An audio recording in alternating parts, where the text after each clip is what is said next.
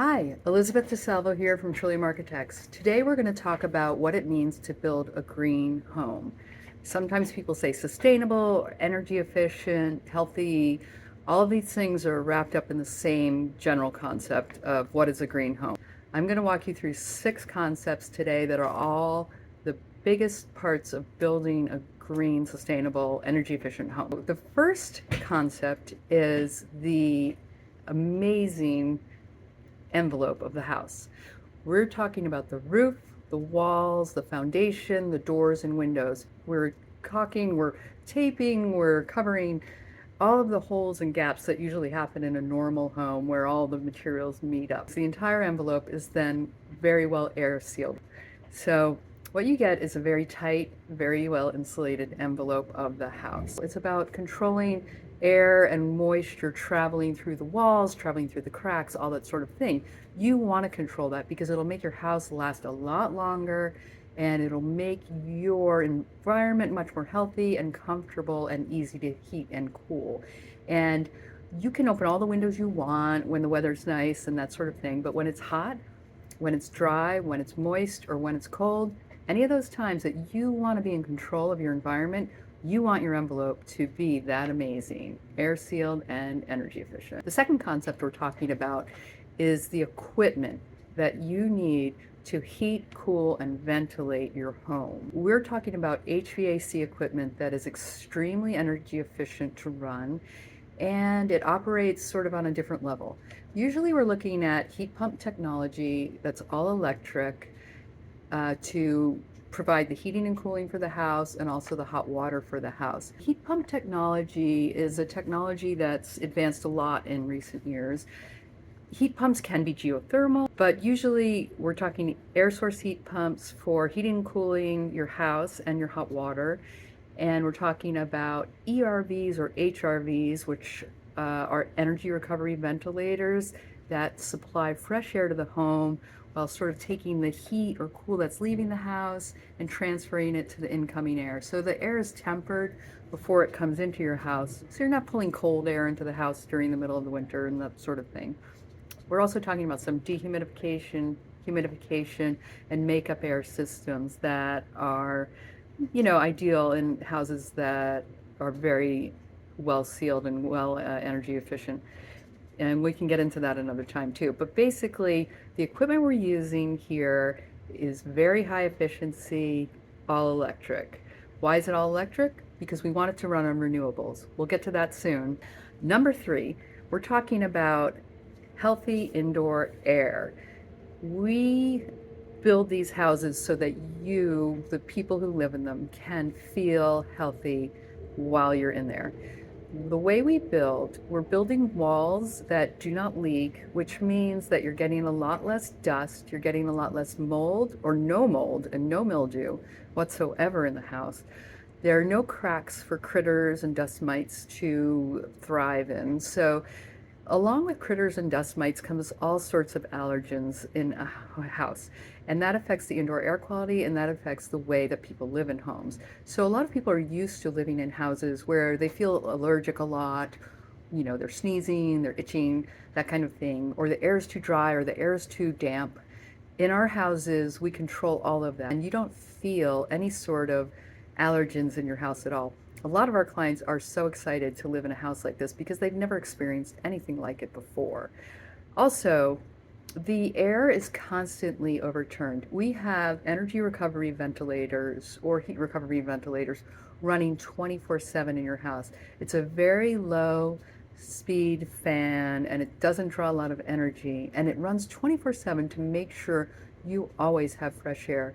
We've learned during COVID how important it is to have good ventilation in any space that you're spending a lot of time in. It's also great for your brain and just functions and happiness and all that sort of thing. So we really pay a lot of attention to how much fresh air you're getting in your home. The fourth element that we're talking about is material choices.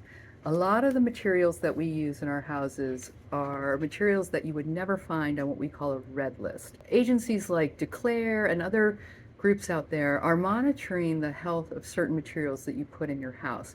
We're monitoring them for toxins and off-gassing and all that sort of thing that you don't want to be around. We're talking about flame retardants, VOCs, phthalates, formaldehydes, CFCs, etc., etc.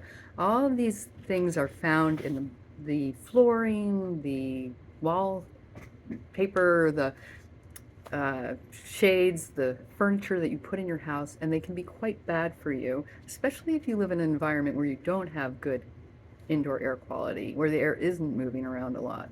So we try to avoid all of those things. You're also talking about gas stoves versus electric induction stoves. And we're also talking about materials that are made from natural products versus materials that are made from, say, PVC, other kind of plastics that happen throughout our lives.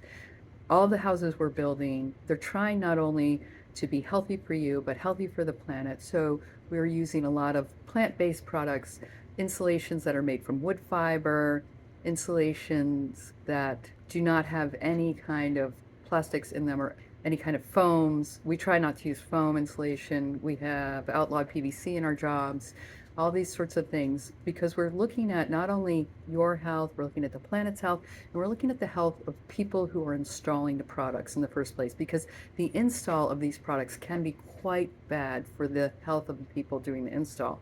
We're trying to assess all of those items. The fifth item we're talking about is low maintenance. So when we build these homes, a lot of them are built specifically to be low or no maintenance, because part of owning a home is not only electrifying it or using other fuels to heat and cool it, but it's also the cost of maintaining the home.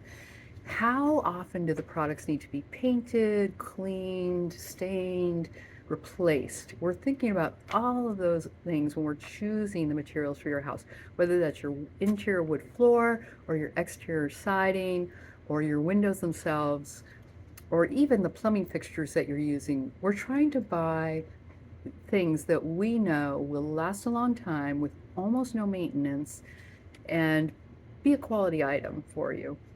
So you might spend a little more money up front and getting something that's a little different quality, but you're never going to have to maintain this item. Usually you can go 15, 20 years without painting, staining, cleaning any of the materials in your house, because they are built to last, and they're also usually natural products that work with the weather and the environment around you. The last thing we're talking about on our list, number 6, is renewable energies. All of our houses are built to be zero net energy ready. That means that if they have solar panels on the house, they could operate at a net zero level. What does net zero mean? Net zero means that the house is producing all of the energy it needs over the course of one calendar year to heat, cool, ventilate, electrify that home. What that really comes down to is that if you really live in a net zero way, you have solar panels on your house and you're feeding back to the grid, your bills every month will be simply the cost of hooking up to the grid. Every utility has a cost to simply be in their service range and to feed electric to your home.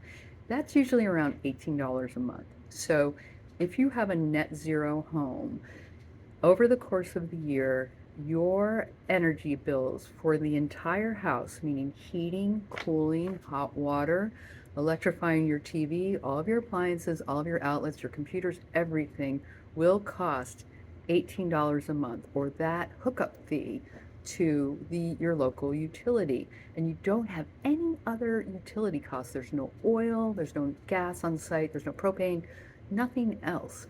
It's pretty amazing. When our families live in these homes and they spend $18 a month operating their home, they're pretty excited, let me tell you. Even homes that don't have solar panels on them right now could in the future, or they could offset all of their electric by using or buying renewable energy fueled electric. So for example, the state of Connecticut is trying to make all of their electric grid renewable, by 2030, and that will come mostly in the form of offshore wind or solar panels and maybe a little hydro. But imagine in the year 2030 if the state of Connecticut truly is fueled only by renewable energy and everybody had an electric home. That means that everybody could be net zero or kind of off the grid. Not really off the grid, but off of fossil fuels for real. And all of our houses are built to be off the grid capable if they wanted to be, which just means adding batteries and removing oneself from the grid.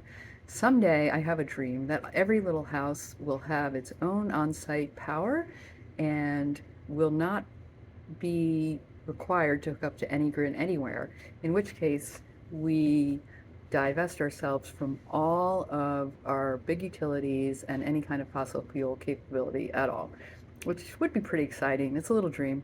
Anyway, so those are the 6 tenets of green building that we work on with every single house that we approach. All of our clients seem to be on board, and we work together as a team to try to achieve these fantastic goals. We welcome you to check out our website anytime and give us a call if you want to give it a whirl.